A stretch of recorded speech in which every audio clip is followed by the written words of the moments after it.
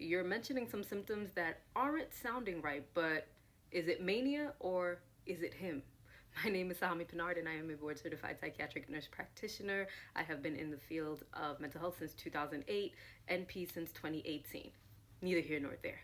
So I had a client that came to me and she started listing off some symptoms that started to kind of alarm me about what's going on, because none of these symptoms were reported in our initial assessment. She's talking about she has a decreased need for sleep, she's feeling very irritable, feeling like she's being very impulsive, engaging in activities that she wouldn't normally engage in. Like, dang, and I just had placed her on an SSRI. So I'm like, dang, was she misdiagnosed and here I am putting her on this medication and she needs to be on something completely different? And then I'm like, okay, when did all of this start?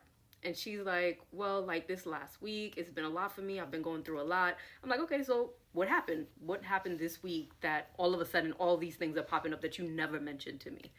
So apparently her ex, she went back to him and homie was still kind of running around in these streets. She found out, went through his phone, went berserk. So you know how sometimes we do, ladies. She wanted to get even. So she went completely left. Oh, you want to go out and be in these streets? I'ma go out and be in these streets. So now she's out partying, not a partier. She done cut off her hair. She's not sleeping. She's doing all types of things. And the whole time my man is blowing up her phone because he still has the location services so they can see where each other are. And he's blowing up her phone, blowing up friends. And she's just trying to get back at him. So I listened to her. I'm like, girl, you had me over here about to start prescribing you mood stabilizers or something because it's giving mania. And yes, I talk to her like this. From providers who are watching this, please have that rapport with your client before you do. She started to laugh. I'm like, girl, none of this sounds right. You're not sleeping, you're talking more, you're irritable, you're being impulsive. Like you're telling me about mania right now. That's exactly what you're doing. But in all honesty, it's just this ex that you went back to? Like, when did we go back to him? Why didn't you tell me about this? Because I know about the ex from the jump. I'm like, why did we even go back there? This is why you didn't want to go on your SSRI, because it was affecting your sex drive to be back with him? Had I known it was him we going back to, I would have put on the SSRI sooner and messed up your sex drive earlier. Again, please have that report with your clients.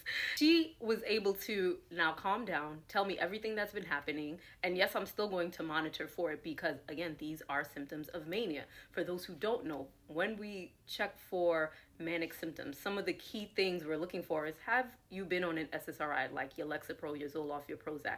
Because when you go on these types of medication that help with depression, anxiety, and things of that nature, but you also have bipolar and not on some type of mood stabilizing agent, it kind of flips you to the other side. So that's when we start to see more of the manic side, which is why it's so important that you have to let us know from the jump. These are all the things I'm dealing with, because the medications we put you on can affect you negatively.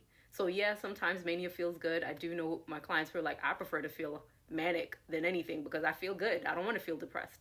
Which I get, but if it's also making you act impulsive, you're drinking more, you are acting erratically, you're just not safe, in all honesty. We need to get you on something that's going to stabilize you more. It may not be that excited, happy mood that you love, but it is safe. And that is our primary goal, to keep you safe, stable, and thriving.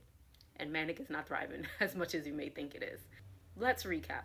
1, is it bipolar or is it him? Is it the toxic environments that you find yourself in that now have us as your provider looking at you like, it's time to start new meds, boo? We got to go a little bit stronger. Or is it the toxic environments that God already done pulled you out of, told you don't go back? And what does the book of Proverbs says? It says a dog returns to its vomit. Because why? There's no wisdom there. I haven't learned my lesson. So I'm going to go back and keep going back. And yes, it sounds disgusting, but that's essentially what we do when we climb out of what broke us and we decide to go right back. We're right back in their bed. We're right back in that community. We're right back to traveling with them, partying with them. Look at that poor girl that went to Mexico with those people. Didn't even end up coming back. I'm pretty sure there was signs ahead of time that this community was not for you. So to my providers, be mindful about the questions you ask. Go really in depth so you know exactly what's causing these quote unquote symptoms, and then go from there. And to my clients, be truthful. And if you can't be with your provider, find someone that you can. Click the link in the bio if you want to learn more. And you haven't hit subscribe, why not?